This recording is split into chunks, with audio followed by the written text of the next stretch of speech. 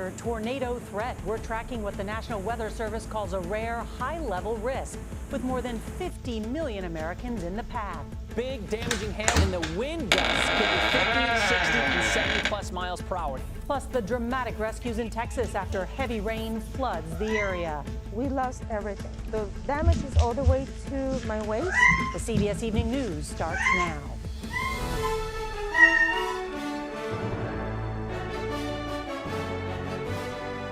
Good evening, I'm Nora O'Donnell, and thank you for being with us. We come on the air with the threat of dangerous and deadly weather for tens of millions of Americans tonight across the southern plains. The National Weather Service is issuing a rare high-risk forecast for violent thunderstorms, long-track tornadoes, and giant hail. We're talking about hail from 2 to 4 inches in diameter. That's the size of baseballs to grapefruit.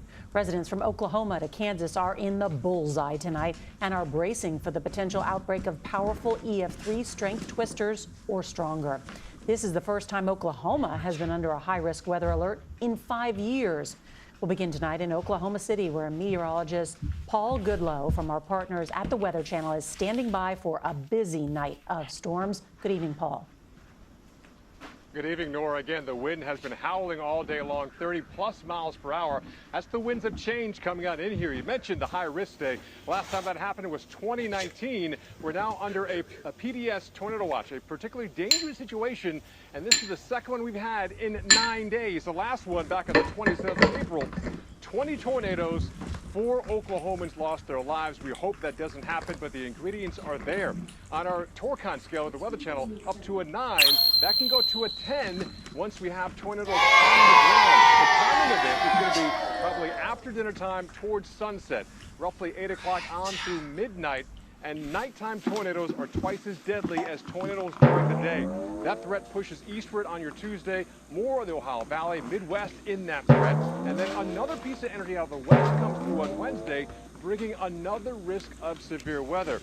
But right now, Nora, it's all about what could happen for the rest of tonight here across the central and southern plains. Yes, that high risk means EF3 or stronger tornadoes possibly on the ground for a long time. People need to have a plan and follow that plan when a warning is issued for their area. Nora? A dangerous night ahead. Paul Goodloe, thank you. While millions are bracing for the severe weather to come, Texans are still recovering from days of heavy downpours, deadly flooding that resulted in hundreds of rescues. Residents in the Houston area are finally returning to their homes to assess the damage as the flood waters recede.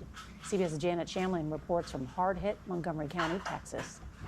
This is the horrific aftermath of a home ravaged by floodwater. Rita David and her daughter left just hours before it looked like this, water waist high. How bad is it in your house? It's terrible. We lost everything. She's dragging moldy furniture onto the lawn by day, sleeping on the mosquito-filled second floor at night. You have flood insurance. I have flood insurance. And what has it covered? They told me only covers the structure, so I'm in shock because I'm thinking I'm protected. This is the reality for hundreds after catastrophic flooding. Water receding, but not heartache. We're coming out of the response phase and we're going into the recovery mode. More than 500 rescues across Texas and at least 3 people killed, including a 4-year-old boy swept away by floodwater. The response phase was a lifesaver for some. 12, I got the male and 1 dog. This is the worst I've seen, second only to Hurricane Harvey. Almost 2 feet of rainfall in 5 days. We were with first responders as they made rescues by boat, including dozens of pets. And yet there were holdouts. They could take you to a shelter. No, ma'am, I got my truck over the other side of the street. Governor Abbott called the flooding heart-wrenching. The main thing we want to do is to protect life. ちょっとつもいた。お父ちゃん、おいで。